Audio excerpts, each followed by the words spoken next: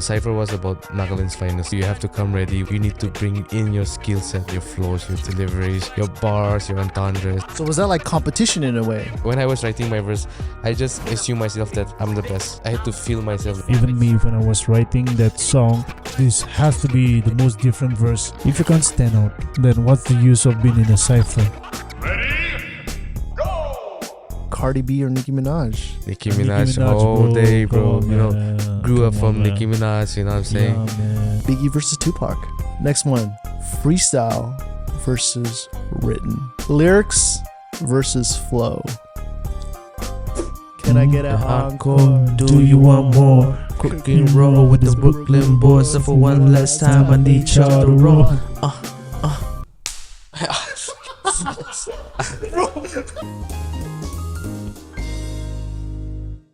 All right, guys, I'm Jonathan. This is my dad's office. Now, the people I'm about to introduce to you, they obviously need no introduction. We have LC Sekose Yo, what up, what up, what up? and we have Moko. What up? What's up? So it's been happening. You guys performed at the LSU Union yesterday. And by the way, I saw that kid that sang with you. Yeah. That's probably one of the swaggiest kids like I've ever seen. He had like a hand in his pocket and he was just like rapping along. Is that sort of like what you want to do when you rap on stage? Like, do you try to get the audience involved? For sure, yeah. Whenever I perform, like I always want to like connect with the audience. Why I called that little kid on the stage was like I was kind of scared that I'll mess up my lyrics. Smart move. I stay on Smart point. move. So I just asked the crowd, like whoever knows the lyrics to that particular song I perform, that kid came up. Wait, so you use that kid as a scapegoat? Yeah. I mean, like that song, One Day, it's like, I think everybody knows that song. Like, quite a moment. I felt so emotional because, you know, where he came from, Mhm. the struggle that he put into music. Is it crazy to think that a kid like that knows the exact lyrics to your music? And what sort of like impact does it have when you think about your own legacy? I know, right, bro? Like especially He was rapping every verse, bro. every verse and on point, on beat. So, you know, I was just stopping, so he was just continuing the lyrics. I was also surprised because I was just waiting for him to mess it up, but he was on beat, rapping on beat. One thing I always look for when I look at artists is like stage presence. Maybe it's something that you have or it's something that you gradually build towards. So how do you guys define stage presence and how important is it to you as a rapper to take up the stage and make sure that you're there? I had to build it up, you know, because I started off performing when I was in my college. The first performance I had was, you know, I was just standing on one point. It's like a cue point. I had to stand there, just do the hand gestures. But, you know, the next year, you know, I watched my previous videos, and I slowly, you know, you get comfortable with the crowd and all. Not many Naga artists have this stage presentation. I was thinking to myself, if I have to be in this industry or if I have to be in this domain, I have to be different. I don't want to miss any step on the stage. I just go on with it. Yeah. So of course it's a process that most of us take as a musician, but not everybody I see as, you know, even rappers or singers or any type of musician, they hardly use the stage. Why is that? Because that's probably one of the most important things. That is true, because being an artist, you need to have that stage presence. Yeah.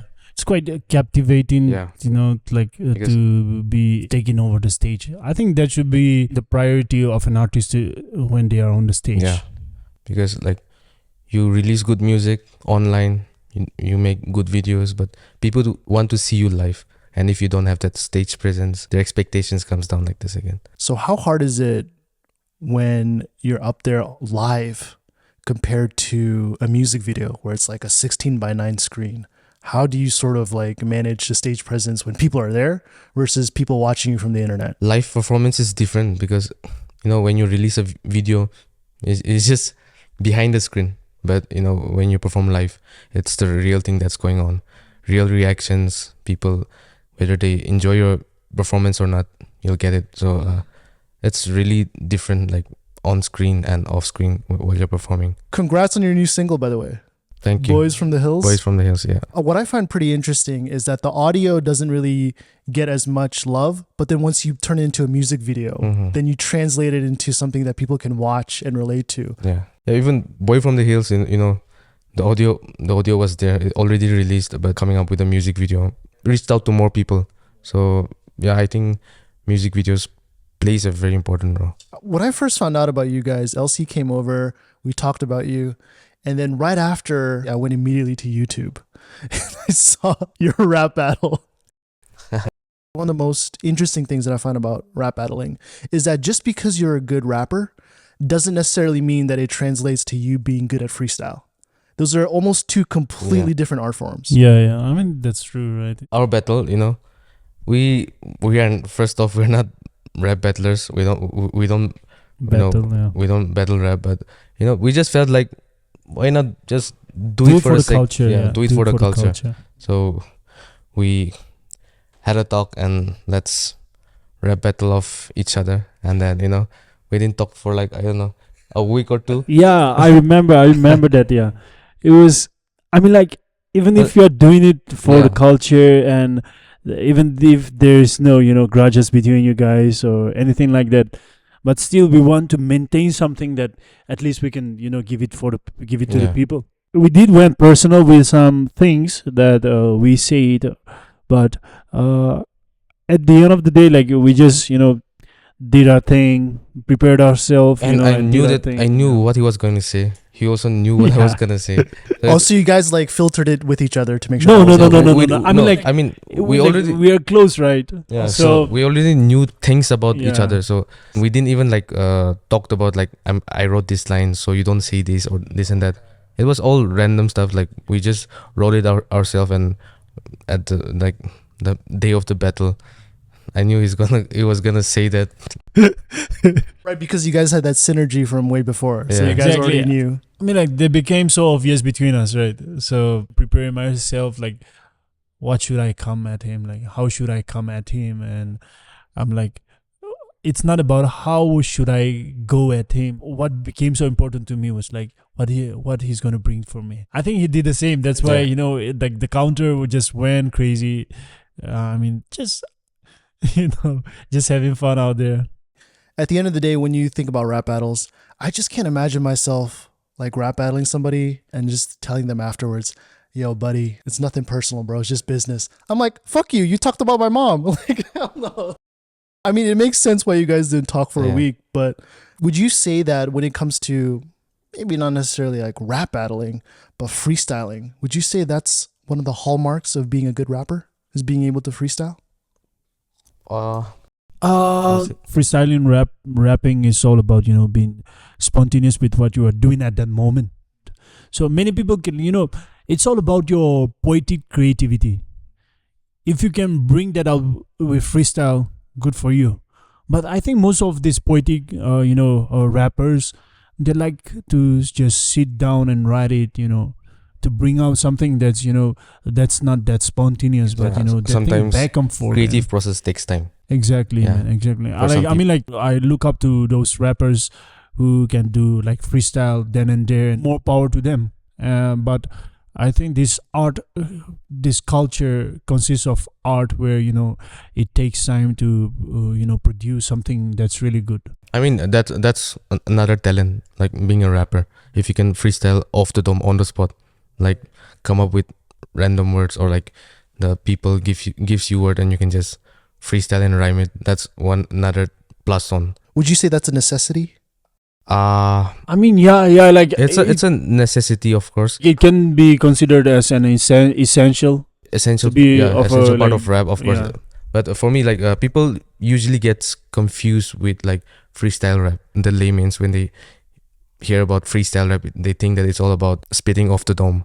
But there are actually two types of freestyle rap. One is like spitting off the dome, and the other type of freestyle rap is spit pre-written lines that is already in your head. That is two types of freestyle rap. So people usually get confused with that. They think that it's only off the dome, spitting off the dome. When it comes to creative process, you have two people right here, like you guys, who have completely different ways of writing your own music. I know you said that you were like traveling on your way to Dimapur on your bike, Yeah. and then you out of nowhere got like an inspiration. Yeah. That song is already done now. Yeah. So is this like, when we talk about spontaneous, is that all what creativity is? Or do you isolate yourself in a room and just grind out lyrics for your next song?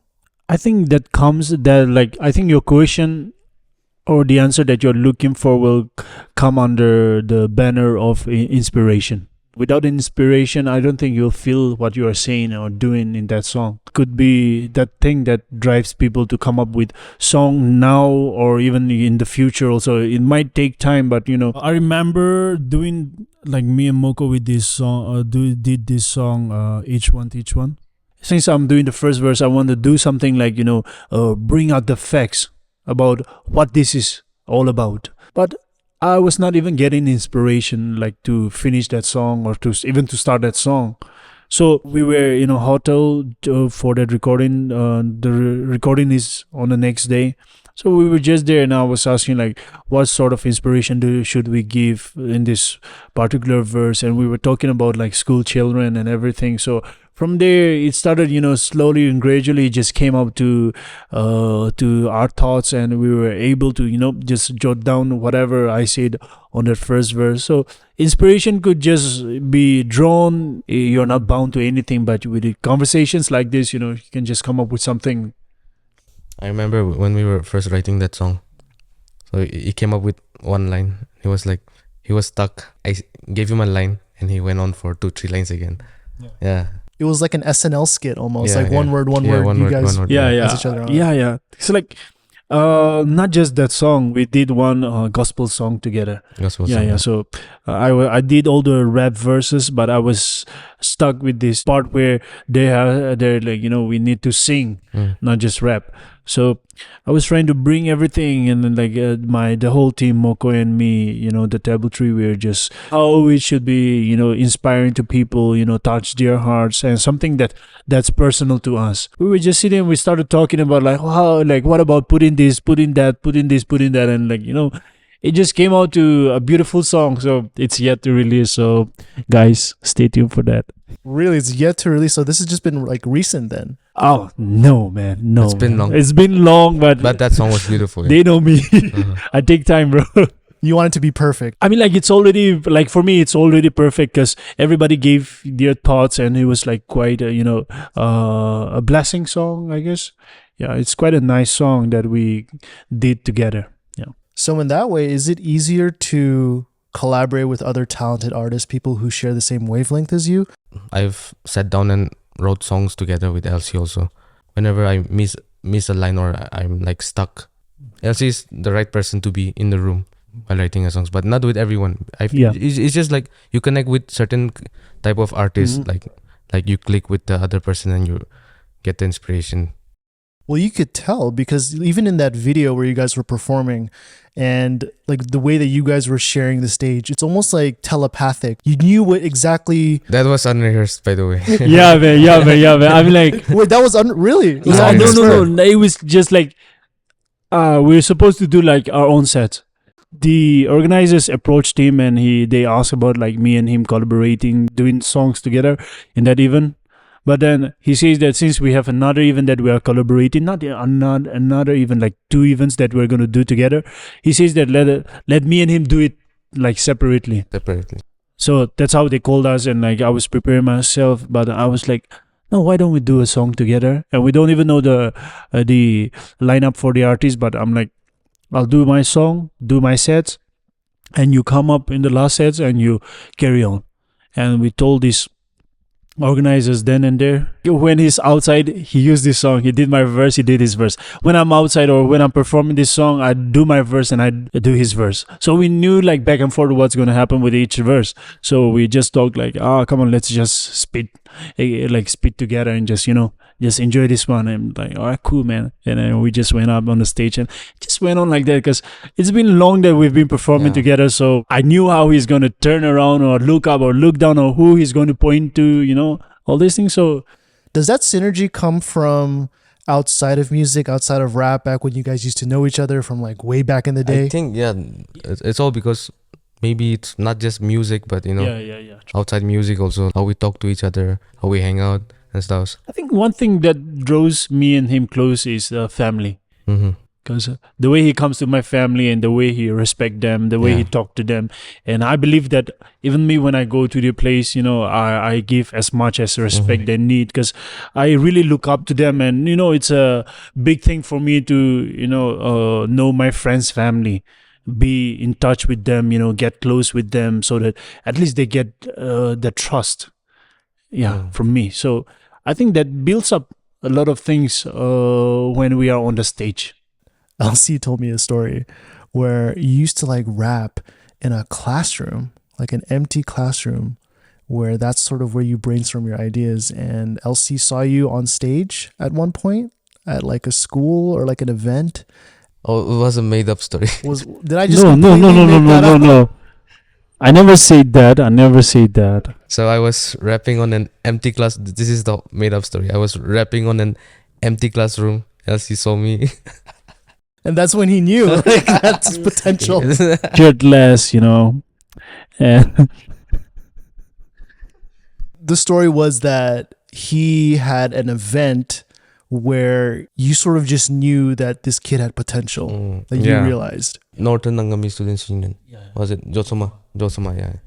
That was the first time we actually met and talked. I knew Elsie from way back then, but I never saw him also. I knew him from like through his music, and I used to follow him on Facebook. Right then on, we clicked, I guess. Yeah, definitely, yeah. When we started off, there were a lot of rappers who, like, a lot of people who wanted to be a rapper, so, they just be doing all this crazy stuff with rap music. I was also looking for some people who has potentials, maybe who can inspire me. I've met a lot of people, they came and they went.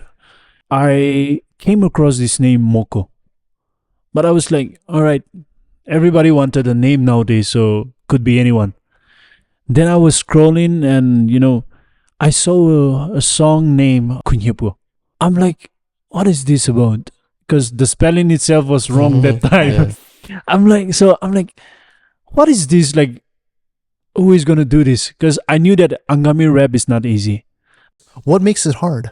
You have to say it right. Tinidia. You have to say it right. It needs to come out right.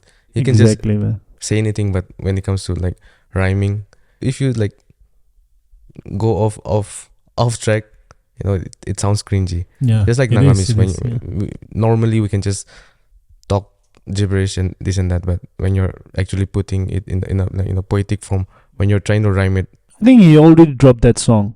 yeah. Or maybe he was no. You were doing a promo of that album art. Album art. Yeah. So I album saw that. I'm like, all right, let's see whether it's gonna be great, because many people tried Angami, even myself, and it was like Tinidie. It was not an easy stuff that people are doing, and so many people they messed up with this one. I was just waiting for the day of the release, and the day of release came, and I went to YouTube. I was listening, and the first English part went, and it was quite good. I didn't expect him to be that good, because I hardly hear rappers who were good that time. Only 1, 2, 3 of them, and this guy was quite young, and I've never heard of him, so I didn't expect him to be good.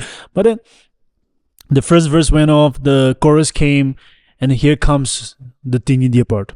I listened to it, and I'm like, damn, somebody is already, taking this forward, Tinidia rap. What stood out for you when he rapped in Tinidia? The diction was good, fine. Grammar, little bit, just 1 or 2 line. He was messing with it, so it's fine. Because in rap, you cut words, so it's fine. And the formation of the story that he's putting out in his lyrics, it was perfect. And he was able to, tell the story of what he's feeling. Because you can hear a rapper and you can notice whether he's feeling what he's saying. So I noticed that. I'm like, this guy is so great. I have to know him. I have to meet him one day maybe. So I texted him in Facebook. Yeah. So I texted him and told him like, oh, your song is too good. I think you have potentials. If you are willing, let's work together. Let's be in this music scene together. And then, the rest is history. Here we are. Yeah. And so to say, I think it was in 2017. 2017. Yeah. It's not long, like 6 years now. Yeah. So actually, it was like I was back in my hostel. I was trying to write a love song, pure English, but like I was just trying to write, trying to brainstorm, but I couldn't get inspired because I don't know what's going on in my love life. Why not try something different? Because everyone is rapping in English. I can speak Tinidia, so why not try something in Tinidia? So that is when I tried to write it in Tinidia without any help. I didn't took anybody's help, just based on how much Tinidia I can speak. I tried to write that verse. And you're originally Chakasang, right? I'm Chakisang, yes. Does that make it extra harder? All right, let me just Yeah. interrupt here. He's Chakasang. Like Chakasang, like as far as I know, like I think I know 3 dialects. Like in general, Chokri, Keja, and It's just Chokri and Keja. Chokri and Keja. Keja, Okay. yeah. Chokri, it sounds like a little bit Tengidia. Tinidia. So at least if someone is doing from that region, I'll understand.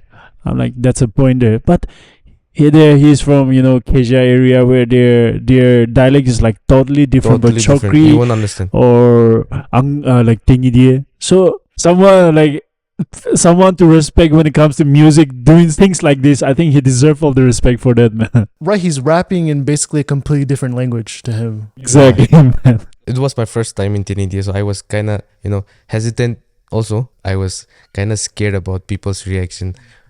Would it be cringy? People say this and that. Once I released the song after getting courage, the response was very good. And, hearing the feedback from him, it boosted up my confidence also. When you talk about like people who are OGs, like I think of LC 100%. Because Devlin D, when he first released that song, I was, in my high school, I got inspired because like our own Naga, especially our own Naga rappers, Naga people, they're rapping and their English is so good with the flow and this and that. So that time I was so much hooked into, 50 Cent and Lil Wayne, the gangster vibe, Once I heard that song, I got super inspired again. The full assurance that I'm gonna rap.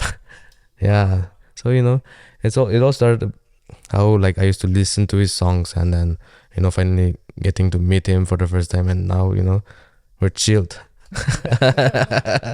Look at him, man. he used to look up, and now here he is, man. I used to look up to him now. Is that kind of crazy? Because like you've seen it all. You've seen sort of how the Naga hip hop underground even has progressed to this much, and when you see it come up to this level, There was competition, but the competition is not about trying to be different. It's all about trying to be the same or better than whatever you're doing.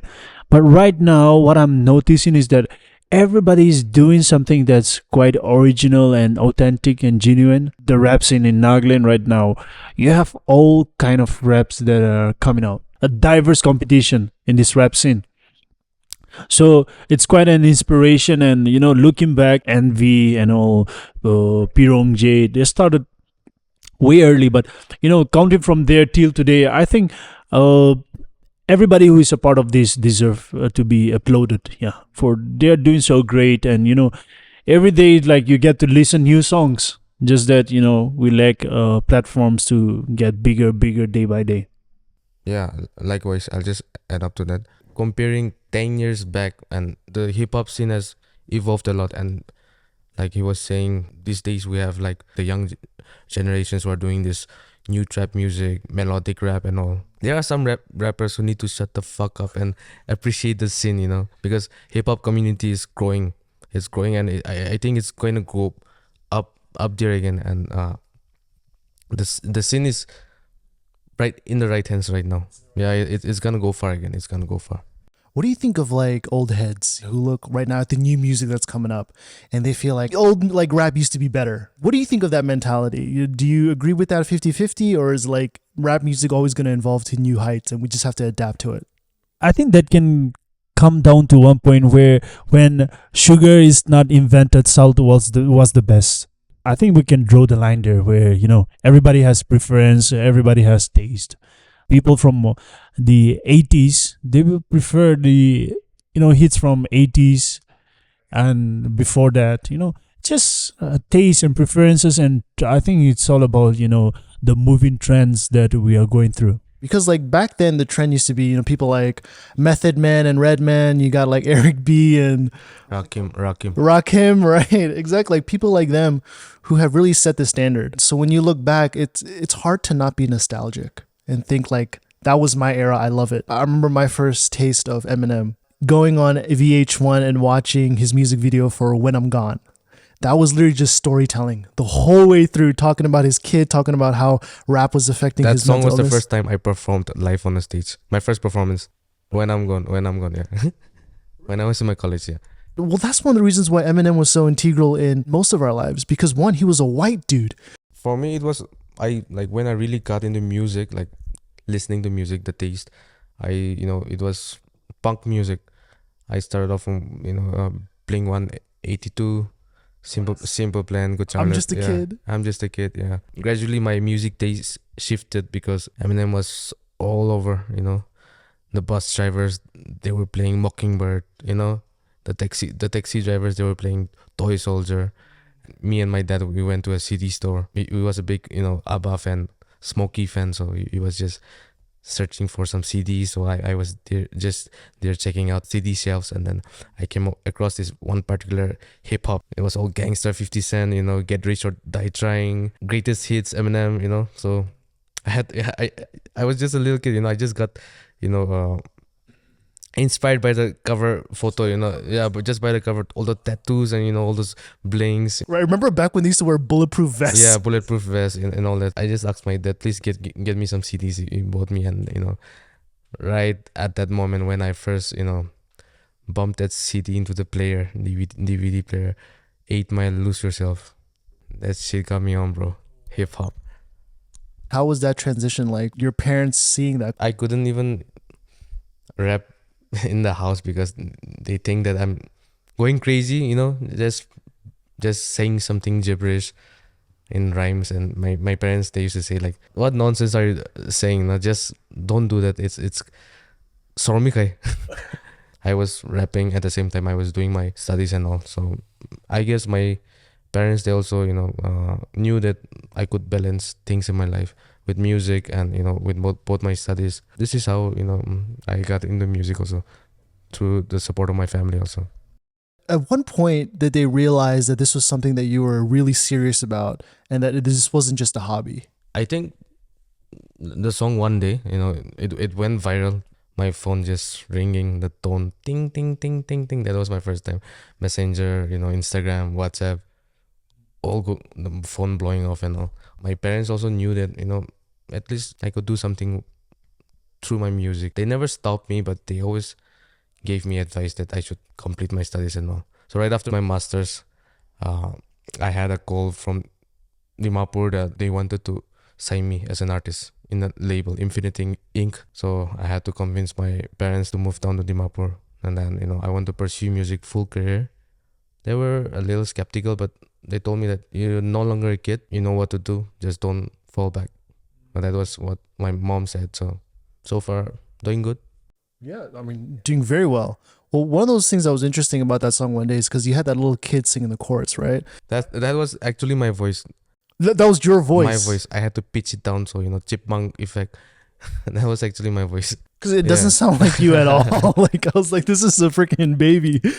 Well, one of the things that was also interesting is that when I heard the song Boys from the Hills, immediately in my mind, that first introduction where you had your grandmother talking, was that your grandmother? Nah, that was, she's from my village, but my grandma comes in the second verse, from the second verse, yeah. In my mind, I'm like, bro, this is Kenji from Fort Minor. Was that inspired at all by that? Now that you said it, I think it's all connected. It's all connected. Because Mike Shinoda, the guy who wrote the song, talks about the Japanese war. Right. He talks about how his grandparents were in the internment camps back in the US. Yeah. I think it's now that you said it, it's all getting connected now, because I know the lyrics of that particular song also. Before the first what was that? Spontaneous rap. Let me tell you a story in the form of a dream. I don't know. Just close your eyes, picture the scene. It was sick. Like when you talk about storytelling, and that's one of the things that someone like Mike Shinoda doesn't get a lot of credit for, is because he's part of that band Linkin Linkin Park. yeah. People think that they're all under that umbrella of Chester Bennington, but that's why he made that team, or rather that group, Fort Minor. You have like Actually, Fort Minor was also one of my main inspiration to rap. Fort Minor, yeah. Eminem, of course, I started off from Eminem, but Fort Minor also played that their very album Rising Tide played a very important role in my whole process, all inspiration. when you think of songs like Where'd You Go? Where'd You Go? Classic. Yeah, classic. We grew up with that. Remember the Name. Remember the Name. High Road, Right Now, Cigarettes. I can just. You go can on wrap with it the out, tracklist. yeah. It really like emphasized that era where it was, you know, I remember LC, this is how you used to dress back then, like baggy everything, you know, baggy short, Jordans, you know, the snapback cap, baggy ass like pullover, zipper tees. And that like changed an era of a lifetime. I remember even when you talk about punk rock, they had the classic hairstyle. Remember, like it was sweeping to the side and then the backside would be spiked up. But LC, someone like you who often I hear, yo, that dude is like the Naga Eminem. Like, what do you think about that comparison? I don't really like take that as a compliment because, you know, I guess of no course, rapper does. No yeah, rappers does, man. right? Like when somebody compares you to some Naga Eminem. Nah, Exactly, man. Like, I like Eminem, but I want to sound like Eminem. for real, man. I mean, like, you know, he's been an inspiration to me, and maybe I tend to go his ways in many ways because, you know, when it comes to rap music, he's someone to look up to, and who wouldn't want to be him? But, you know, saying that you sound like him and do it like him, and I think that's an insult to him. The place where he comes from and the place where I came from is like, who is he and who am I? So I think that's where they can draw the line, because the inspiration that he does with his songs and the inspiration that I took from my songs, you know, it's quite a different story. Look no further than the Marshall Mathers LP when one of his songs, Kill You. Kill You. It's literally like him shitting on not just like people in his life, but his environment. Bitch, I'ma kill you. Not just like his addiction, but, you know, him. So long, bitch, you did me so wrong. I don't wanna go on. Or not even just that. Well, let's go even further. What about his mom cleaning out my closet? It's just him just shitting on his mom. That song was dark, bro. That was Yeah, dark. man. That was dark. And the fact that his mom sued him for that. Yeah. And she didn't get shit. A song that is poetic and but simple is Evasion. You Were My Everything. Yeah, the story itself was very simple, catchy, romantic, and everything. But then the rhyming scheme was something that not many Naga rappers were using at that time, at the period of time. So I listened to that and I wanted to, you know, make songs like that.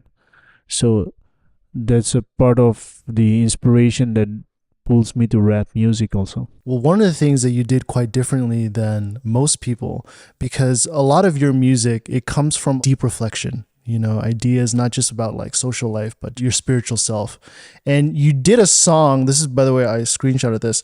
You basically rapped with Bible verses. I said in the beginning that I am not a good singer, so I knew myself. But when they called me, I don't want to miss the opportunity, so I just went. Out of nowhere, this worship leader, she just, you know, turned to me and like, I heard that you can also do something, so why don't you take a part? I don't even know whether she knew that I'm a rapper, but I'm like, I think she's talking about rap.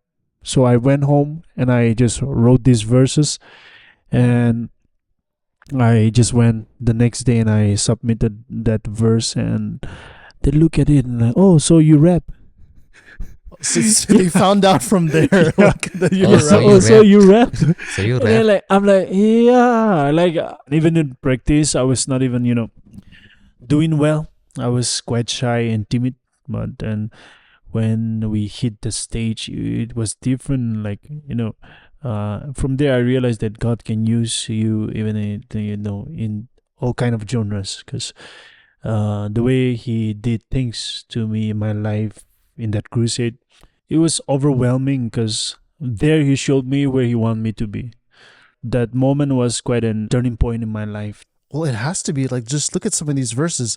God of grace and mercy, He sent His Son and saved me. My everything, all that I need, all that I have is what you gave me. When I was writing that song, and I'm like, what do I do? What do I say? If I'm quoting a Bible verse, it has to be right. It has to be perfect. But then I was not even quoting Bible verse that time when I was writing that song. I was just like, just meditating. I just want to know where this song, this inspiration will come from. And then I'm like, I'm thankful to God for everything in my life. What more could I ask? So I just went back and, I started searching different Bible verses for each line. Amazingly, everything just went in a line with the Bible. So I was like, I was really thankful to God for that inspiration that I was able to draw. Yeah, I mean, you were definitely one of the first rappers that I really listened to, other than like maybe Toby Mac, because I remember like that was sort of our thing back in the day. Christian rapper. Christian rapper, Toby Mac, yeah. That was probably our only reference that someone like me had back then.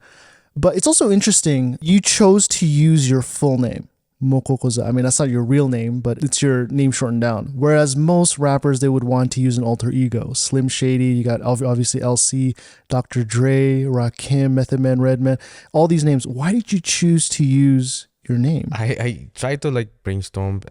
I couldn't just feel it, Was there any short list that you had? Yeah, I used to call myself the Poetic Kid, Flip Kid, but it was just for I mean, like, if you use Poetic Kid, I think I'll agree to that because you are.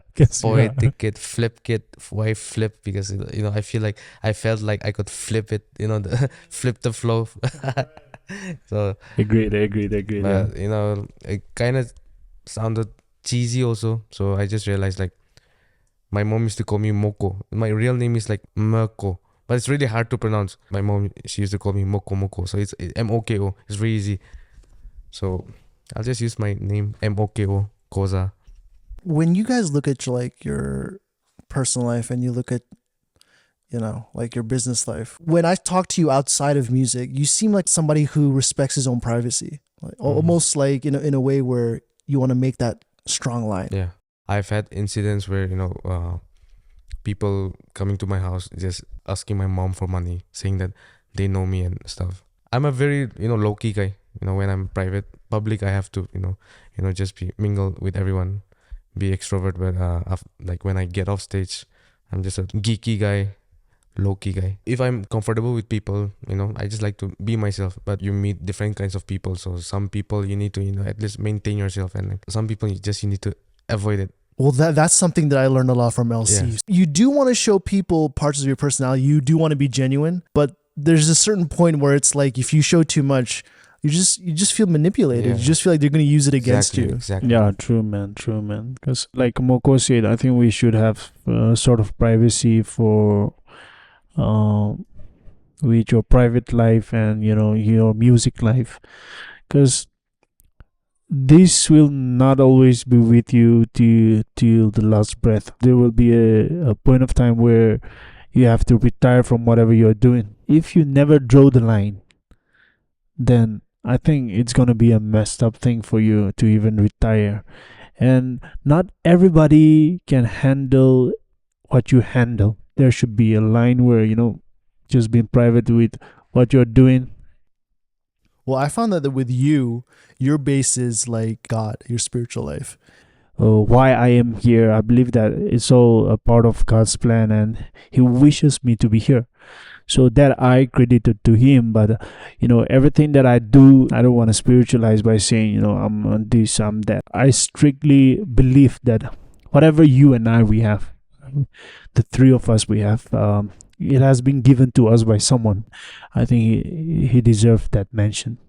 Well, you're in a line of business that's the complete opposite, where it's about flex, the cars, the women, the houses, whatever. I don't think I've ever heard you swear. You don't even drink. You can at least say the F, not the whole letters. Just the F word. See, people assume because I don't do a few things that other people are doing. But I mean, if you just flip the next page and talk about the things that I do, then you'll have a different perspective. I mean, like, it's just that I'm not doing a few. Come on, man. Like, Do you think it's like a badge of honor almost? The fact that you don't do things that most other people would generally do? Let's not draw a line of what I don't do and what you do. It's all about taking inspiration from each other. So if something that I am not doing that inspires you, come on, take inspiration from that. Likewise, I'll take inspiration from you. So I think that's how it should be drawn, because there will be a part of people who will come and say, he does this, he does this, he does this. Are those just trolls though? People that you shouldn't like pay any word to, just white noise? It's how you take it, because either way they're saying it, either the good or the bad. Doesn't mean that like the bad are bad, the good are good. That's the point I would like to make to the people. And when we come to like inspirations for some of your songs, and what LC commented was like, you know, sometimes he gets like the most interesting inspirations for his music, and I have no idea what he's talking about. His references are crazy, man. This guy. Well, I mean, there's one where you even talked about Kamehameha like Goku.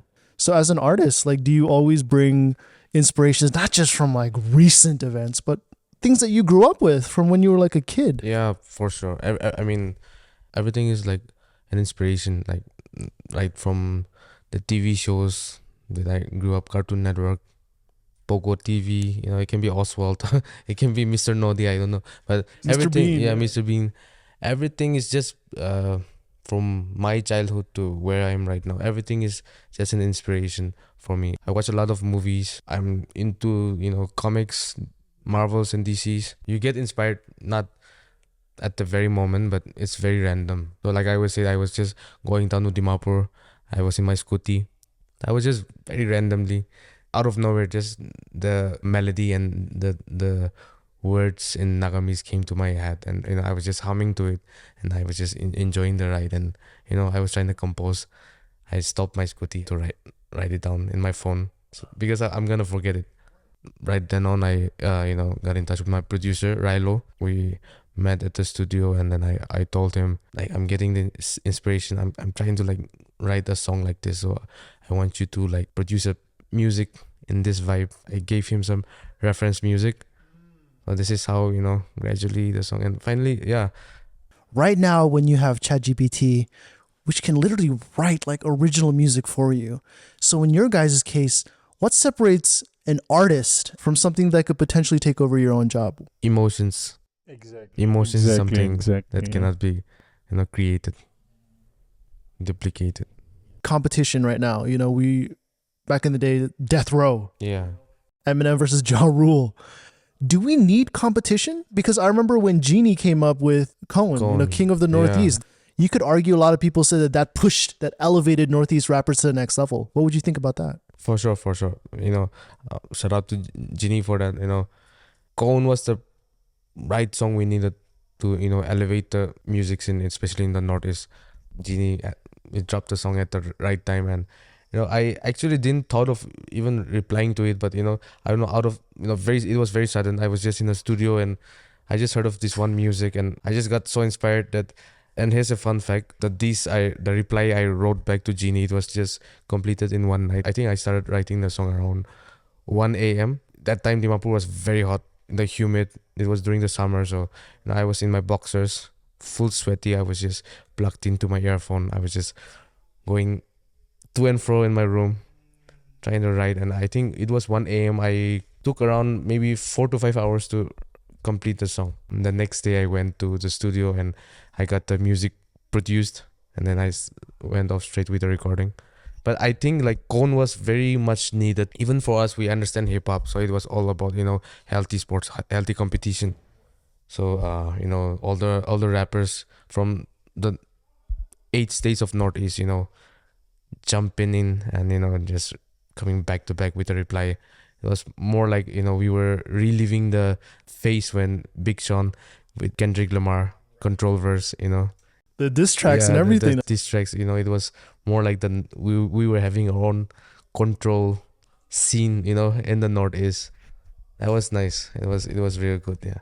Well, I respected the fact that you guys kept it professional at the end of Yeah. the day. It was just two artists talking about how they wanted to uplift the Northeast and in terms of the rap scene Yeah. back. That was sort of also what spearheaded into the fact that you guys did that rap battle as well. Yeah. So Alupo, he got in touch with Genie, and he called me up also, like, it's just for an exhibition rap battle.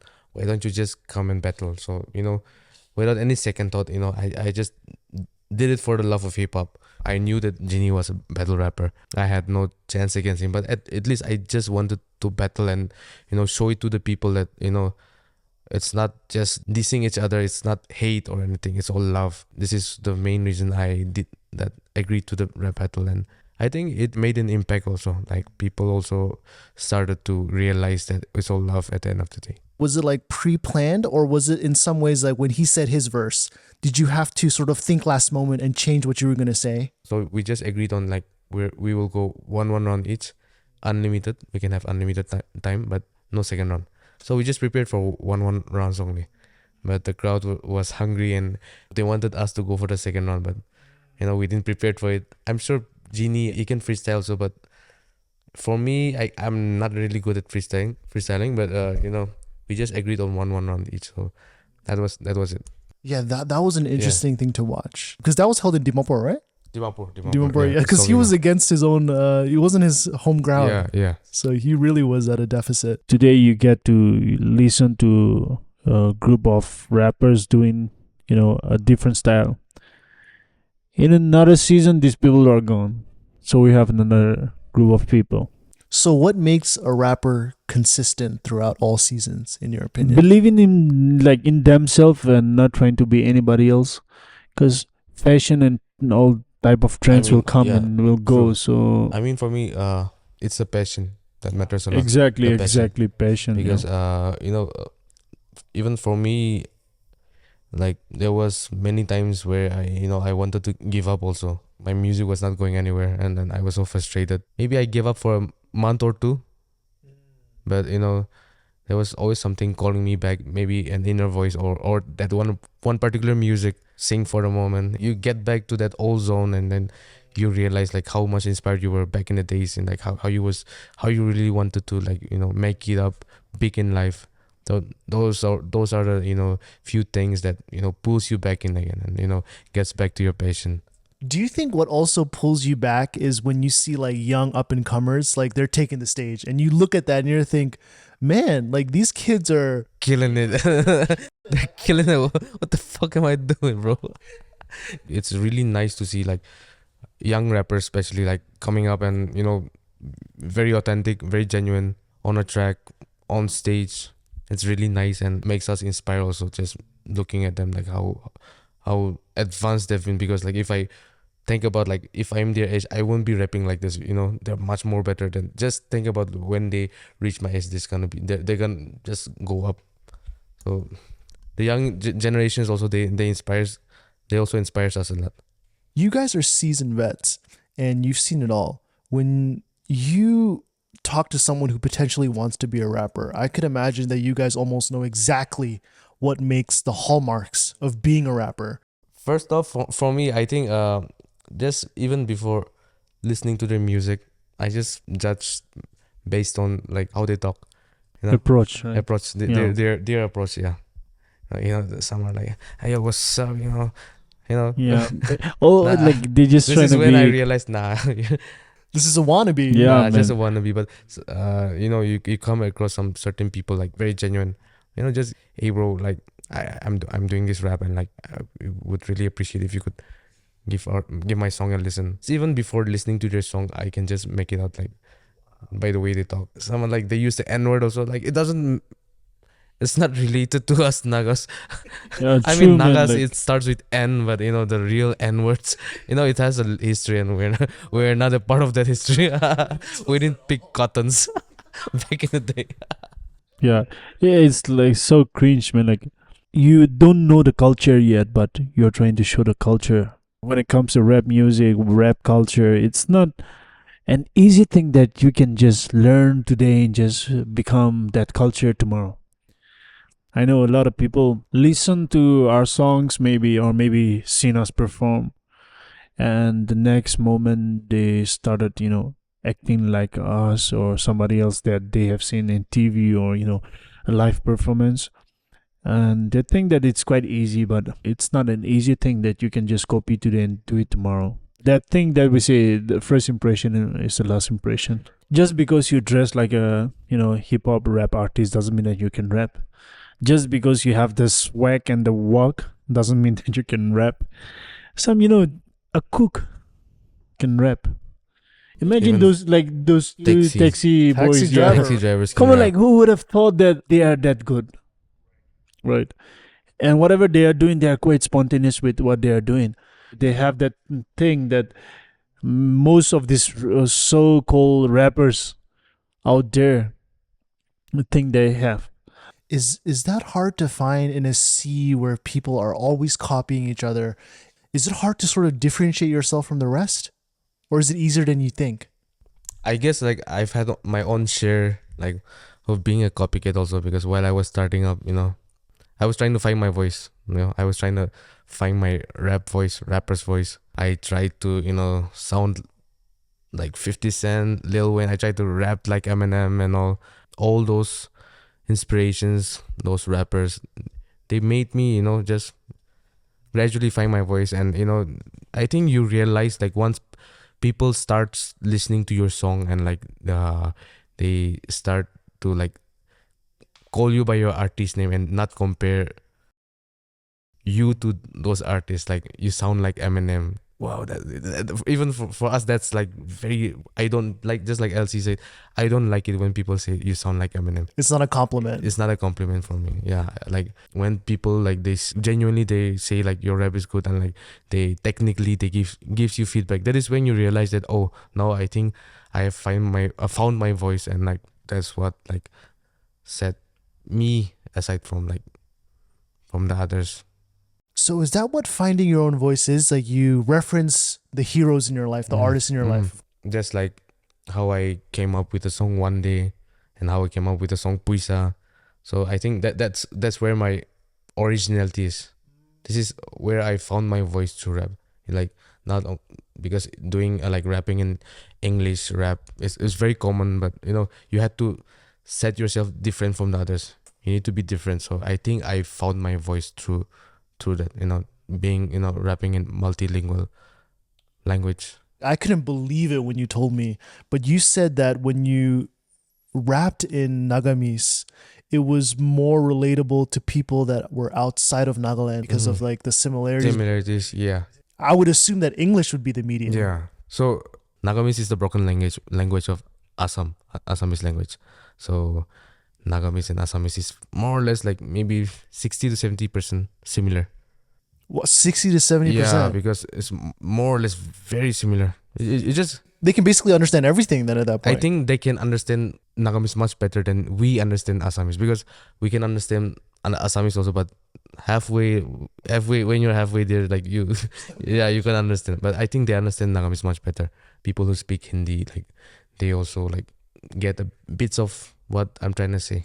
Do we expect like more music in Nagamis from you? Yeah, so right now I'm trying to focus more into Nagamis, because I feel like this is where the market is, and I think it's going places also, not only in Nagaland, but it's going outside Nagaland. So I think Nagamis rap has more potential.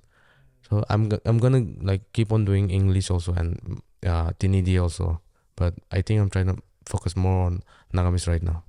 When you look back at your old music, do you sort of look back at it and almost be embarrassed? I'm sure like a lot of us, like, our first is usually our worst.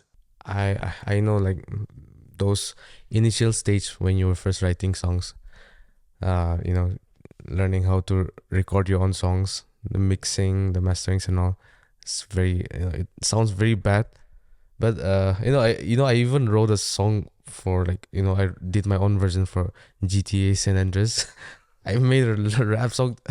I think you uploaded. Yeah, but the quality was trash. But I just had to upload it on YouTube because I was afraid like I might lose the song. So YouTube was my archive. So I had to save the song. I think it's still there. Yeah, it's still there. I portrayed myself first person, like me. I'm CJ Carl Johnson. So I was trying to rap about just the whole story. I gave a big shout out to Sweet. Perspective of CJ trying to rap and tell the whole story. Do you think like later on when you look at your trajectory, when you look at your rap career, Do you eventually see like a lifespan on it? I know, like, I get this a lot from people for not being active in music. But Your last music was like forever. yeah, man, it's like intuitive. I have my own reasons when it comes to this. I get a lot from people. And, uh, I just want to apologize to all of those people supporting me always. Dude, I read the comments under some Bro, of your come videos on. like, bro, you haven't posted in like 3 years. Like, we want new I music. know, right? Yeah. Does it ever get annoying that when you get hired for gigs, those main singles encapsulates your entire persona? Like, let's say, for example, you could be Forever. For like Mokoza, it could be maybe like Boy from the Hills, or it could be Agamanu. Is it almost to a point where it's like, God damn, I have some amazing other hits from my other music. Like, listen to that shit as well. Yeah, that's true. Just like you said, like whenever I go to perform, like at first it was one day. Every time like you want to perform your other songs, right at the moment you step up on the stage, they're like one day. Like, bro, I want to perform. I want to perform that very song. I want you guys to listen to that very song. After I released that Nagamanu, now it's like Nagamanu, right after I like get up on the stage. But I have some new songs. I have this one song called Living. I really love performing that song. Every time I get up on the stage and I like have that song in my set list, I really want the crowd to enjoy. But they're like Nagamanu, Nagamanu. I know. So it's really hard because like once you make a song that goes viral, it's really hard for an artist to top that song again.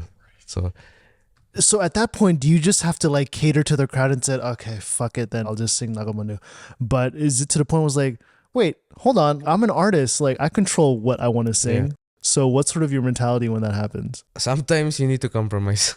Yeah, you need to compromise, but I make sure that I really like, of course I give the audience what they want, the crowd what they want, but also I perform what I want. I did like in few concerts and shows, but those songs, people, they don't even feel it because they haven't heard it yet. But one good thing about LC is he can do cover songs also. Plus point. That's the interesting about rap songs, Yeah. is that most rappers don't do covers. Why is that? Unlike most singers that do covers. They do covers, but I think when it comes to rap, it's all about like the skills and talent, the originality. It matters a lot. When it comes to like singing, I think the voice matters, but in rap, we don't sing. We just speak out random words. Yeah, unless you Yeah. sound just like them, you can't call it a cover, man. Yeah. It's like more like a rendition where I'm just putting it, and I don't know how Because- far I'm doing it Yeah. good, but If we do cover songs, sometimes we can't Do it like them. Do it like them. So people tend to judge like the flow or the rhymes, or it's not, or is offbeat, the cadence, the delivery. So it's more strict when it comes to rap. It's very technical, yeah. Even for me, I can't do cover songs. At least like I can do the old songs, Eminem, Fort Minor. I can do all those songs, but like the new rappers, the new songs that is on trend. I can't, like, I listen to them, but I can't rap like them. I can't sound like them also. So I prefer like I in my own zone, doing my own songs. Yeah, more comfortable because I can rap like me, but I can't rap like them. That's the misconception that most people have, is that when you're a good singer or when you're a good rapper, it's like, oh, well, if you're a good rapper, then you can imitate any other rapper. Yeah, that's a very big misconception. no, you can't. You Yeah. can't. You have someone like you, Mokoza, who literally shits on the government and they give you an award for it. I talk shit about the government and the government appreciates me. My friend Moko, he's like, he can spit facts. Whatever is going on, he'll just put it in his rap. The slight difference that we have in rap is all about, he like to just tell them what is black, black, white, white. When you been through, a lot of things in life, you are able to project that to people who are listening to you. From Moko, we've been to different places. We have shared stages in clubs. We have shared stages in church.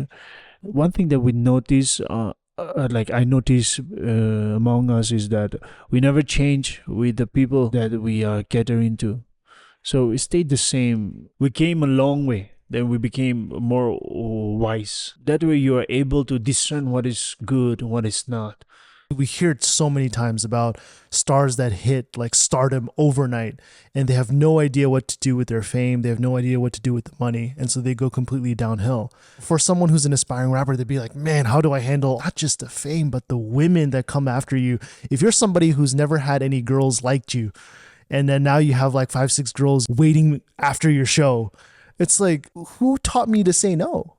Anybody would be overwhelmed to experience that life. Especially with Nagas, we like to go jackpot with whatever we do. Even in music, they don't know how to start local, but they want to experience global. The music journey that Moko and me we shared together, we were like, at first we didn't even care about payments and all. We used to perform for free. For free, like for free, like it was not even a topic, man. We'll just do it. That's it.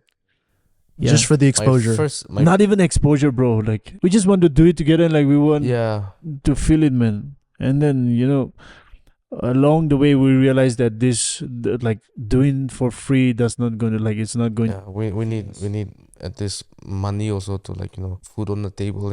Some pocket money also. And one thing that I noticed, like I think we never complain about what people gave us until a point of time where he joined Infinity. Other than that, like when we started off together, not saying like it's the wisest idea, but randomly let's just like go for that amount. Or like, okay, this one will ask this amount. It's not fixed. It was not fixed. We also did favors for people, and exactly church. Even other people, they also did a lot of favors to gave us a lot of favors also. So I think it was all by comfort, did for that. Yeah, give and take. It's paying off right now. Like of course, man. I mean, like all those people it's we more did like favors for, right now, like after so many years now, like they're ready to help us and all because we did them favors back in the day. 100%, 100%. Yeah, so like the point here is like, just started off local and see where it takes you. Don't like once you step in, don't go for a $1 million deal. Try to just start slowly and start with a grassroots. Do you think that's the problem right now? We have TikTok, we have Instagram Reels, people blow up overnight. If you want to build a genuine base with your fans, then you really have to connect with them at some level.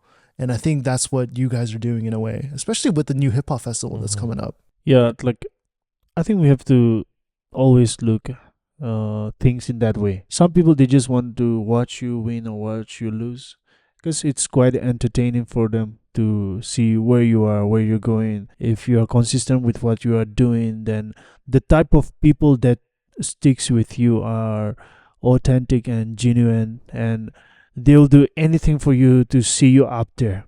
But the blow up by you did it like right now, and you by midnight you became famous, and by morning all your ratings are going down because you are not doing what you are doing last night. So I mean, that's all about blowing up by midnight, and by morning you are done already. Is that why when you guys are artists, do you guys think that you're more filtered because you've seen it all? Yeah, I think that also comes from experience. At first, you're just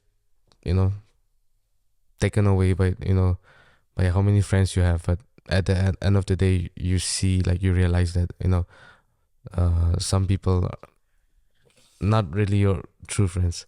They just want to feed you off. They just want to feed on you, leech on you. There are also some very particular friends from day one that they've been there and they're still there. They have never asked for a penny, but they still want you around because like they found me genuine, because I found them genuine. So yeah, I think it all comes from experience. Yeah. But many rappers who are like me just being inactive in music.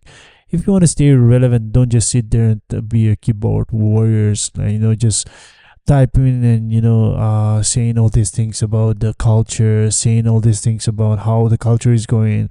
Who are you and who am I to say all these things when we are not doing anything? If you want to stay relevant, just be a part of the culture and do something for it, and that way I think you can drive the culture to a point where people will agree with you, and those people who are doing well will also respect you. So True shit. Speaking of keyboard warriors, like there's so many of them out don't there. let me get started, bro. Who? How do you guys handle criticism in comparison to constructive criticism? I've had my share of that keyboard warriors. I kind of got frustrated also, and kind of not really depressed, but it really affected me mentally. I didn't want people talking bad things about me, but then I realized, like, if you're really an artist, you should learn how to take the good things and the bad things. So you can't always expect people to say good things about you. There's lots of bad comments I come across, but I think I'm used to it. So it's like I just envision, like I just envision like those people commenting. I think they're just in a very lonely place, and they're just like feeding on people, and they just want to ruin someone's life. But in real life, their life is a miserable life. So I just picture that, so it calms me down. So whenever they're commenting, that very particular user is a very lonely person, and in real life he's a he's a lonely guy. So I think that makes me feel better also when he says something bad about me. Okay, at least I'm satisfied. It could be like a 10-year-old kid Yeah, who has 10-year-old kid. no Yeah. idea what Yeah. he's writing So about. I think this is how I picture myself to make myself feel better. Successful people, someone who did great, someone who already did it, they won't come and comment. I drop a song, if it's good, Moko will come and say it's good. If it is bad, he's not going to say anything.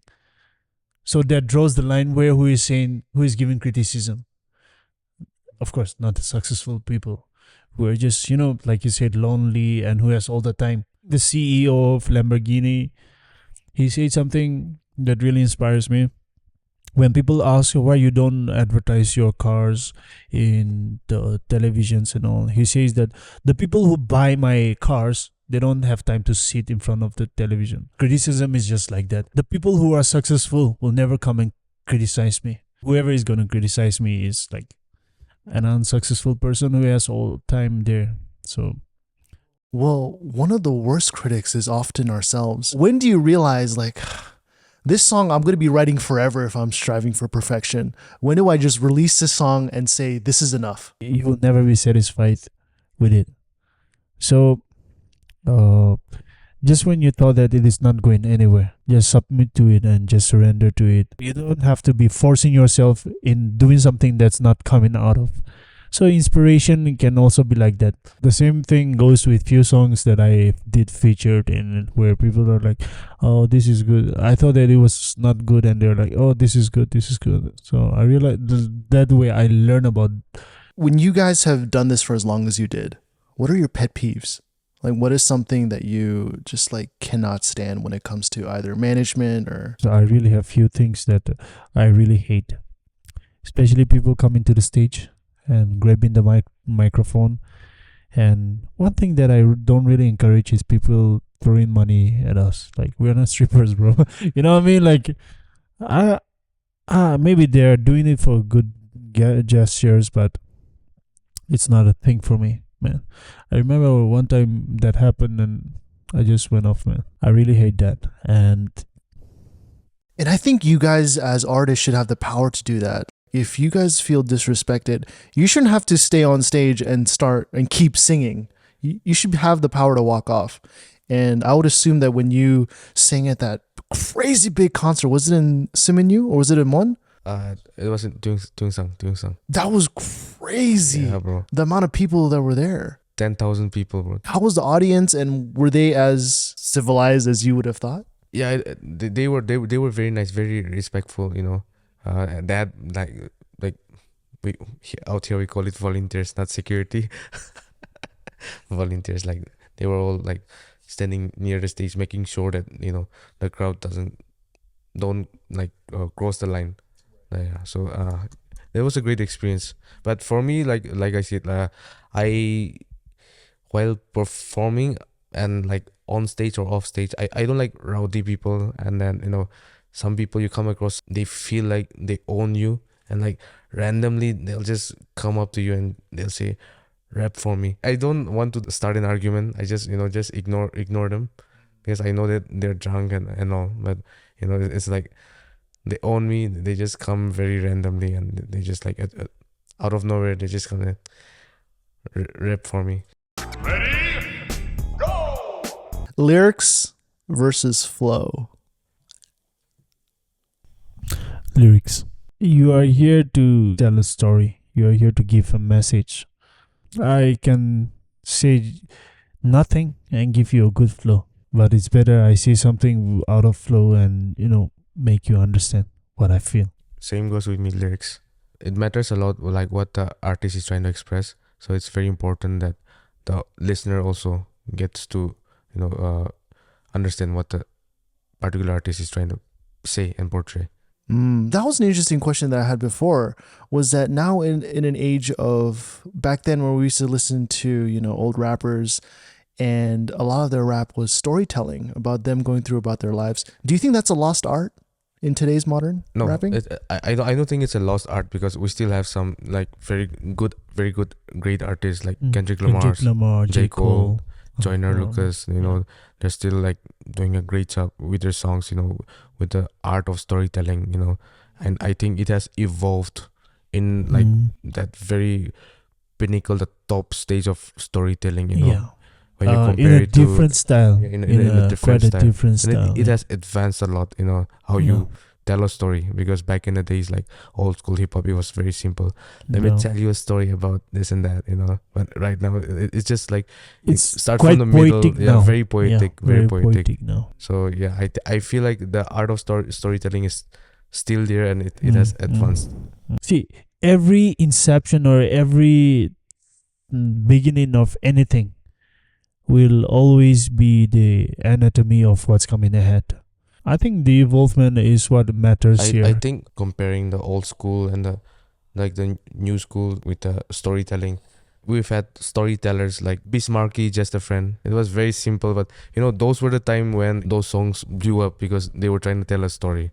But after Eminem released his song Stan, for me that was like how I felt, like how the art of storytelling changed, because the first two verses was about Stan, and then Eminem coming in the third verse, the fourth verse, 3 verses was about Stan.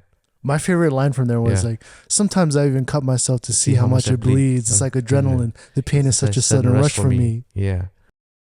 So I think like with songs like Stan that came out during early 2000s, that changed the whole art of storytelling. Artists like Joyner Lucas, great storytelling, and then Kendrick Lamar, J. Cole, Lost Ones. That was a very good song about about abortions and stuff. It has evolved a lot when it comes to like storytelling. Well, like you did mention before, rap, not just in Nagaland, but it's in good hands. That it's going in the right direction. You feel Totally, because whatever, like, I think people who are before me and those people who started off with me, whatever we wanted those days has been achieved by and I don't think like right now people like appreciating hip hop. If you look back 10 to 15 years back, they hate hip hop. Exactly, they like rock music. Yeah. What is hip hop? Hip hop is just a very small genre. But right now, like we meet people and they talk about like, oh, this rapper from here, this rapper from this district, this part of Dimapur, this part of Kohima, they're good. So you see that people are appreciating them. So they're appreciating the genres. So it's in good hands, and it's gonna go far again. Next one, freestyle versus written. I would go for written, because 100%, I'm like, more of a not 100%, like I'll go like 70% written. Yeah, because I'm more of a studio rapper. I can't freestyle, so I like to take my time and put it in the pad, write down. I like to take my time. One of my favorite Eminem songs was My Darling, where he literally Slide that down, was a man. dark, yeah. Yeah, that was very dark. And he wrote that song literally in a night. He was just freestyling it. Uh-huh. When you think of hits like that, does it make you maybe reconsider whether it's freestyling versus written? You see, because it's like Lil Wayne, Jay-Z, they don't write their songs. They take time and it's all in their heads, and like they listen to the music. It's all freestyles. But rappers like Eminem, even J. Cole, I know for sure he writes his own songs. Kendrick Lamar, he freestyles his own songs also, but at the same time he writes. But so I think you can't compare like freestyles and written. Originality versus nostalgia. Straight up originality. 100% in this one, yeah. Even if you try to be somebody else, you can never be that. But if you're trying to be yourself, you can be that. That's the only thing that you can boast about if you are original with whatever you do.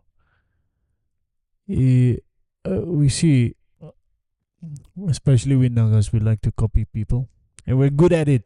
I mean, like, we're good at it. There's one thing that I raised a concern in a group of musicians where I told them, like, I think it's high time we pay original artists more than people who do covers, because none of True these shit. cover artists are paying back royalty or revenues to the original artists, and they are costing more than people who are doing original songs.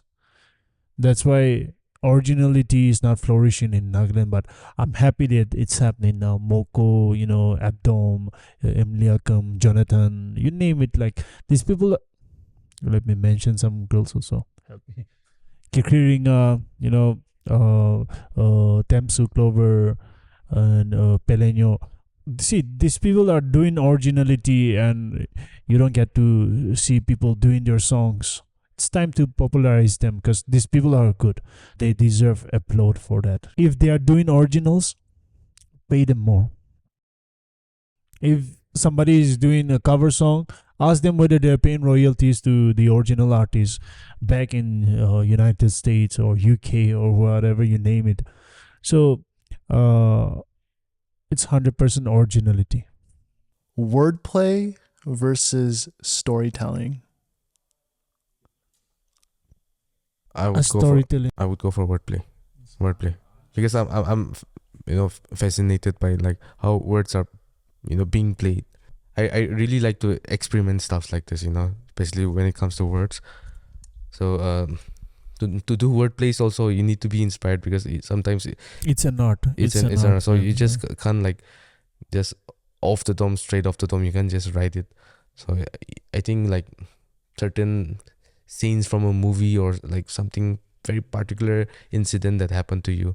My main inspiration is Lil Wayne when it comes to wordplays, because I study a lot of his art, his lyrics especially. Guy is still making it big, still killing the game, and he's a living legend, Lil Wayne. He's still rapping about, got a bunch of zeros like a bag of Funyuns. I mean, come on, he's almost 50, but he still got it, bro. So, Elsie, why do you think storytelling? It's better I let people understand story that I want to proclaim in my songs. I did few wordplay in like songs that I did, but I wanted to let people know what I really want to tell them, and that also clearly and with simplicity. So I just chose wordplay. Storytelling over wordplay. Okay, this is a question that I definitely want to know the answer to. And it's something, I'm a huge NBA fan. I watch a lot of basketball. If you talk to a lot of critics, and if you say, well, who's better, LeBron or Kobe? A lot of them will say LeBron. But if you ask the NBA players, who do you think is the best? They'll most likely say Kobe. So what do you guys think matters to you most? Mainstream success or underground credibility, meaning credibility amongst your peers? If I gave out a post or statement saying who is the best rapper, and these people who are not rappers started saying this and like that guy, this guy, that guy, this guy. If I ask Moko or some other rappers, I'll agree with what Moko and the rest of the rappers says, because they know the struggle, they know the hustle, they know the grind, and they know where we came from.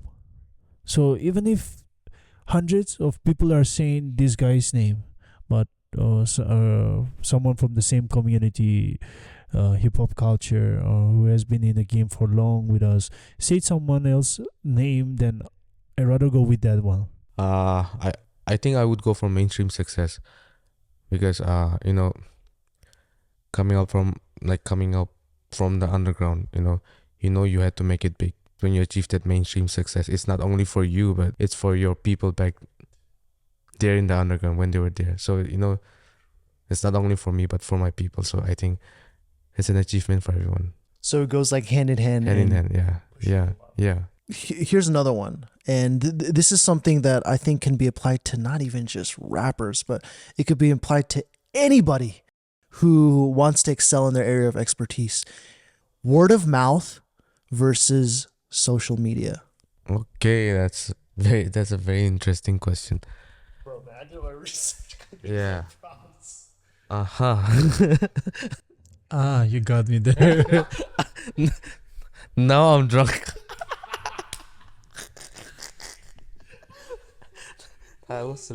While I'm pouring up there. That's a very good question, man.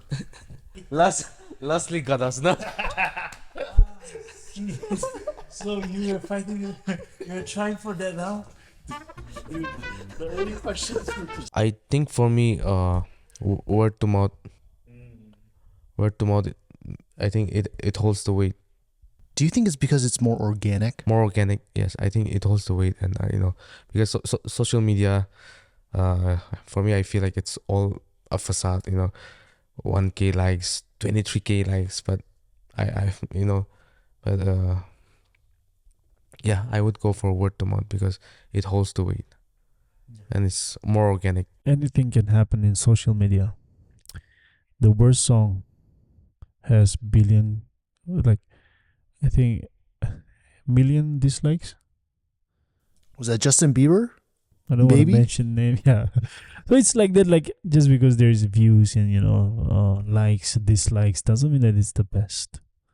So I'm not saying that song is bad, but just even the other artists, even if they're not that good, they get the views. So people are there to be entertained. Not many people are looking for organic stuffs. When you talk about people who raise your skill gap, we talked about Cone, we talked about Genie. In that sense, what do you guys think raises the skill gap? Collaboration or competition? Competition. Yeah, competition. Since high school, I was also very competitive. I wanted to secure that first position in my class. So it was all about competition. You wanted to be better, and your fellow classmate, first term I got first position, second term she got first position. So on the third term, it was a competition for me because I wanted to secure that first position again. So I think competition, like, it enhances the skills also. Because collaboration. I feel like sometimes it's more like a friendly talk. You're just having Compromisation, yeah. You just. Why would you say compromise? That's an interesting word that you use. That's a very interesting word he used. Compromise. I also want to know. Yeah, because see, any label or company that you're working with, they can compromise your status. And they can bring you just, messed up artists to collaborate you with. I think that they can be coined as compromisation because there it lacks like competition. So for you to be, be the top notch, and for you to be at the top, there has to be competition to jump and grab that thing. So collaboration is all about hugging each other and just standing there. You know, saying, nobody's going anywhere. Nobody's jumping. Nobody's fighting for it. So Would you say that's a good representation of the group that you have right now, Psycho? none of us put each other in each other's topic. The path that I'm going is totally different from Moko's path, even though we are like friends. When I look at the goal that I have, I don't see anybody in my way. No other rappers in my way. So that's my own competition that I'm fighting for. So nobody is my problem. I believe that I'm nobody's problem either. Yeah. Well, that was something that was very interesting when you talked to me about when you guys were collaborating with Psycho, you specifically, where you said that most of the members, you guys just knew how to do your own thing. Just came with your own verses and you collaborated. What psycho? What you saying psycho? Cypher, It's a bro. cypher. Psycho Bro, is this a- guy says psycho and like I thought you were talking about I was also confused, like Psycho and like Sorry, the group, the Cypher. Yeah. The collaboration with you guys. Cypher, yeah. So I made a legit point saying psycho, bro. I mean, like, It was that you guys didn't like micromanage each other and saying like, well, I want to put this lyric in, I want to put that lyric in. You sort of let each rapper individually do their own thing and you collaborated and came together to make a song. Was that difficult or harder than you realized? The approach, like whenever you're trying to write the love song, so you know what the approach is. Whenever you're trying to do a cipher, you know what the approach is. Your approach is to you need to bring in your skill set. You need to bring in your flows, your deliveries, your bars, your entendres and everything. So you have to come ready when it comes to cipher. So like when we were doing the cipher, we didn't even like talked about like what verses we were writing or anything. We were just briefed about like you write a 16 bar verse. Did you guys get a theme for it as well? Or just like cipher was about Nagaland's finest cipher. Nagaland's finest cipher. So you know we already knew what it was about. So it was not, we were not actually briefed about like what kind of song, what type of theme or like the context what we should write about. So but we knew what we had to write because you know the mentality was already there, because it was all like the technical part. So okay, I need to bring in the wordplay, I need to like switch my flow here, this and that. Cypher is the approach is like that. It's very technical when it comes to rap. True. So was that like competition in a way? Can I say this? Yeah. No, so when I was writing my verse, I just assumed myself that I'm the best. You know, it was just a sportsmanship talking. You know, I had to write my best verse. I had to feel myself like I'm writing the best verse. I'm very sure even the other rappers, LC and all, they did that also. Yeah. The So mentality, yeah. it is for the fans to decide their tastes and preferences. As for us, when we write whatever we are doing, we don't just belittle our own capabilities. Even me, when I was writing that song, I was thinking to myself like, this has to be the most different verse. If you can't stand out, then what's the use of being in a cipher? I think that makes it more relevant to people who are listening to that song. Yeah, Full of like, you know, being a part of a cipher, the main motive is to stand out, because there are 5-6 rappers. One has to stand out. Like people are gonna say like, among those, he was the best. He had the best verse. The main part of like what a cipher is, especially the listeners are gonna come for it. They wanna choose who was the best. So the rapper's mentality when they do a cipher, they had to make sure that they are in their A game, you know, the A zone, you know, coming with fully all artillery, you know, all those machine guns, bags, semi-automatic, you know. Well, that's a perfect example of like Cristiano Ronaldo gets a lot of shit about. Is that when he goes on the interview and he says like, I'm the best, and people shit on him. It's like, well, you're not. Like Lionel Messi is. But then I'm like, well, if he didn't think he was the best, he wouldn't be where he is now. exactly. That's how you push yourself to be at the highest level. There are not like many things that we can tell people how we want it. Hate it and not to accept it, because within You know, I don't know what I'm saying. I don't know who is drunk right now. I'm gonna sue him, man. Okay, sir. Some toilet. Are the photo here? That's how. Some to.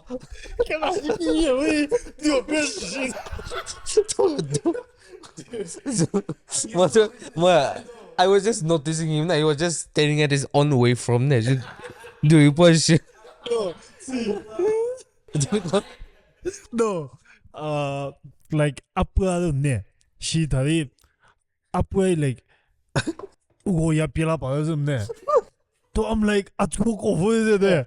No do like my man is like no do because you're supposed to say something against this particular thing, but you are going like for them. I don't know what was I even talking about.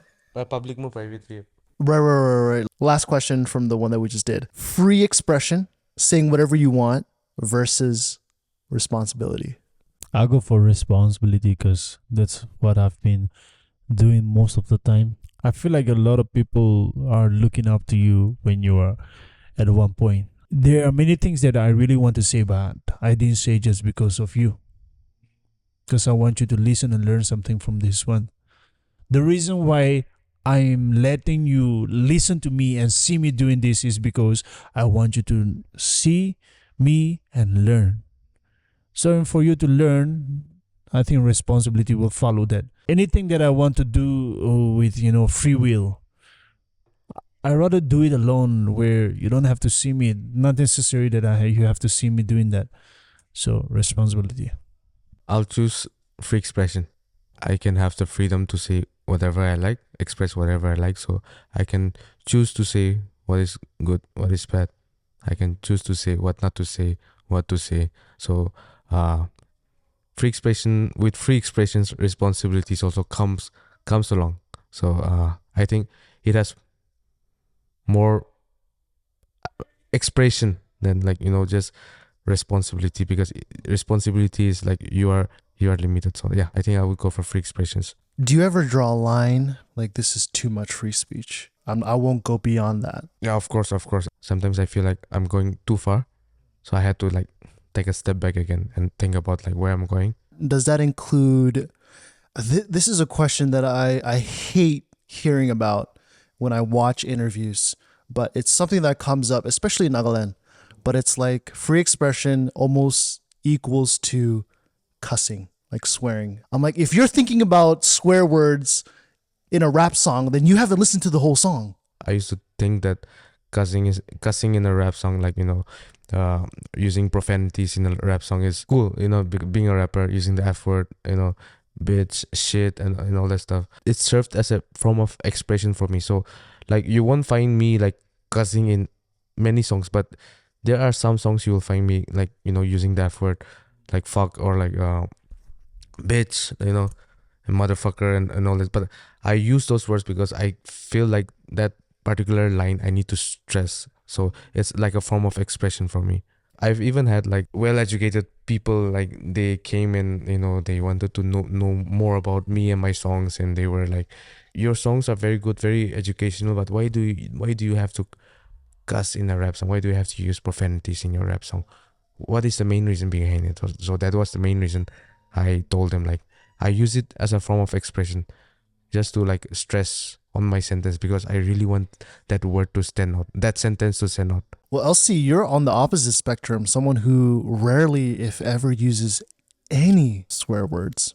The place where I came from is not a place where I need to be so aggressive with all this cuss and all these slangs and profanities. I can easily express myself, but like Eminem this Will Smith, when Will Smith won that VMA, saying that I did it without any cuss words, and Eminem went back at him saying Will Smith don't got cuss in his records, Yeah. but I do. Fuck it. Fuck you too. Will Smith don't got a cuss in his raps to sell records. Well, I do. So fuck him and fuck you too. I mean, if I cussed, then I would have said that, but you guys did it for me. Anyway, I'm not against Will. I'm not against Eminem. It's the free form of expression and it talks a lot about where that person is coming from. The emotions that we gave when we get angry will show where you came from. A lot of people curse because their upbringing was quite different from others. Very harsh, and they struggle a lot. So some people, they try to do it for try to be cool with what they are doing. I did use some F words back then, but I realized that it was not necessary for me. And for me, I like to show people that there is always the other side of this thing that you are seeing right now. So why don't I be a rapper who don't drink, smoke, right? And who don't use curse words in his songs. Now they're saying that, I realized that I did use few words. Bitch. Yeah, I did that. I think I did that in Naglin Finance, right? Yeah, I like that wordplay though. Jay-Z versus Nas. I felt like Nas destroyed Jay-Z. Jay-Z came up with the Takeover. Right after Takeover, Ether came out. That's a whole another story. I mean, everyone. I think You couldn't blame Jay-Z, to be honest. Couldn't blame He was Jay-Z, just in the way. yeah, but we all know that Nas he destroyed Jay-Z. The way they put their efforts, I think Nas deserve all this credibility for that one.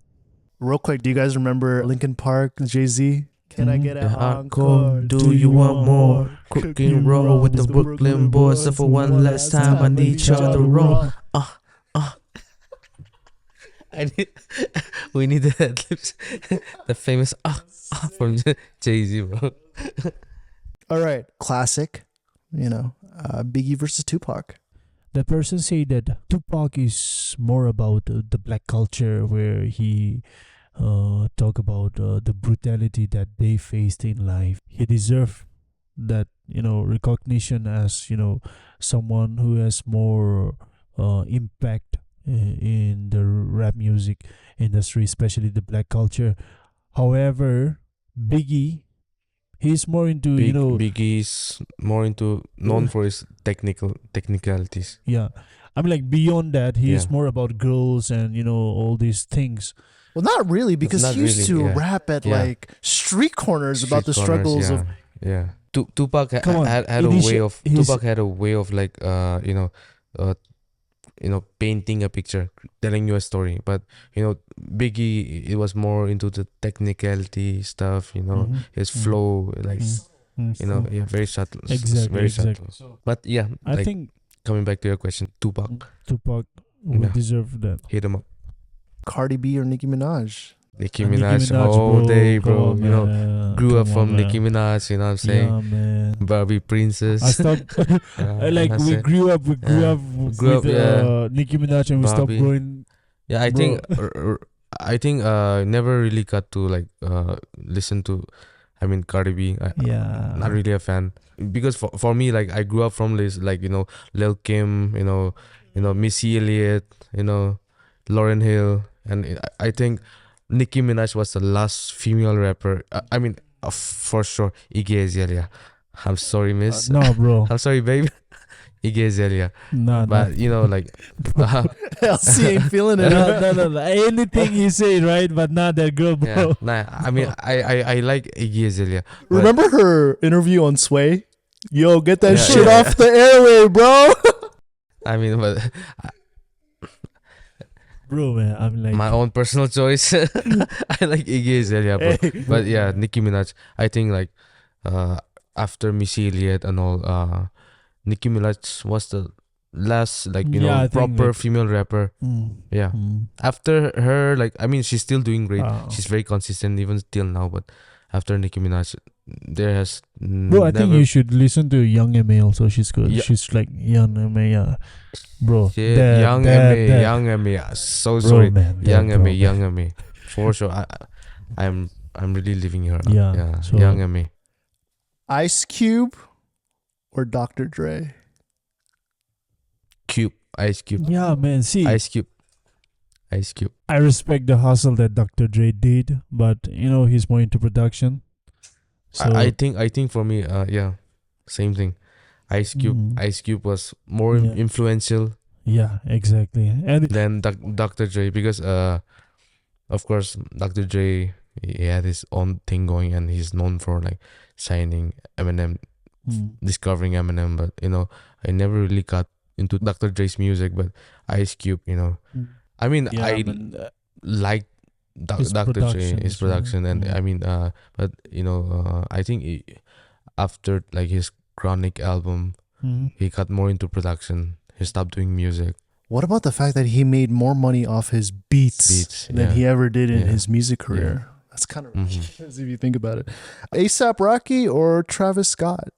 ASAP all day, A$AP, bro. A$AP Rocky all the way? ASAP all day. I feel like with the amount of like autotune that Travis Scott uses, it should be like ASAP Rocky versus T-Pain. Bro, come on. You can compare You can't- T-Pain, yeah, bro. T-Pain is like T-Pain an is OG, man. Bro. OG. Post Malone, well, this is one I'm interested in really. Stop about Post Malone, bro. No, this one's a tough one, even for me.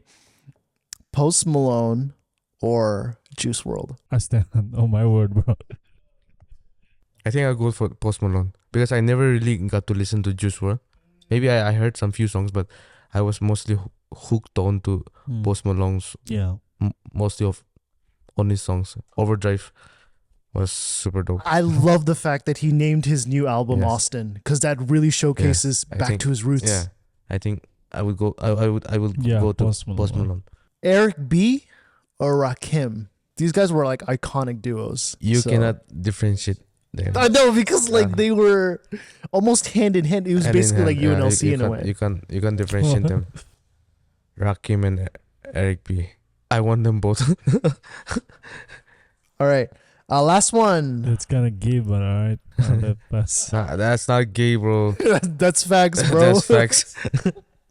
Last one. Method Man or Redman? Classic, guys. Come on.